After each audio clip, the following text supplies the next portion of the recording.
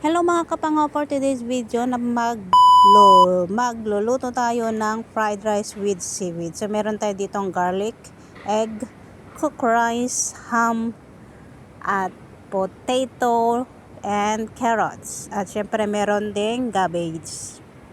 At ayan, magpo-fried na tayo. Syempre lagyan natin ng oil. Ilagay na natin ang ating bawang. Tapos ham, ikiwar-kiwar natin para maluto ang ham. Tapos lagyan na natin yung carrots at saka potato. Siyempre ikiwar-kiwar din natin para same silang maluto. Hanggang makita mong luto na yung carrots at saka potato, pwede na. Tapos dagdagan natin ng konting chicken powder para meron naman lasa. Tapos kiwar-kiwar ulit natin. Tapos ilagay natin ang ating cabbage. Yung cabbage kasi madali lang maluto kaya hinuli ko siya.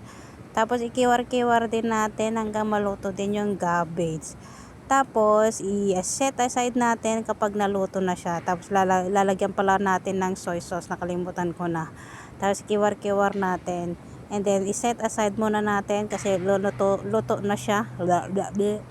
Basta ipaigid mo pa lang. And then same pot naman magluluto ulit tayo. Ilulutuin natin yung scrambled egg kasi hihalo natin yan sa rice. Dagdagan natin ng konting oil para sa ating kanin. So i-mix ko na yan silang dalawa, kanin at saka egg. Ayan, i-mix mo lang hanggang maluto yung kanin din. Mix.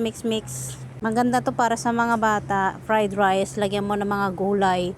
Kung hindi sila mahilig kumain sa gulay, ganito ang gawin mo. I-slice mo sila ng pinong-pino para hindi nila mahalatang gulay yon. Hindi na nila mapipili.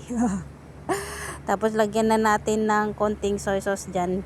Nakita ba? Tapos pag haluin na natin. Iba kasi ako nakatingin, hindi ko na nakikita yung screen kong nire-record. So mix din na natin yan. Paborito to ng mga alaga ko kaya walang minsan si Hana nung kumain siya nito ay pinilit talaga yung hiniwalay talaga yung carrots. Dapat mas pinong-pino pa yung carrots para hindi niya nahiwalay at buo niya nang kakainin. So ito yung magiging lunch niya bago siya pumasok sa school. Ayan pa pala yung soy sauce. Akala ko nalampasan ko na. So lagay natin yung soy sauce para magkalasa. So, kiwar-kiwar mo ulit. Ayan, pwede na natin i-serve to para sa kanya. Yung pasok ng alaga ko. So, maagang lunch yung ginagawa namin sa kanya. Meron din naman daw silang kinakain sa school. Pero, noong unang pasok kasi, noong unang pasukan ay medyo pumayat siya kasi hindi nagtutugma yung pagkain niya sa lunch.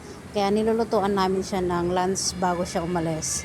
Kahit konti yung kainin niya, at least nabusog na siya bago siya kumain doon sa school nila. So, ilalagay na natin sa plato. Tapos lalagyan din naman natin ng toppings na seaweed kasi favorite niya yung seaweed. Yun lang guys. Thank you for watching mga kapango. God bless.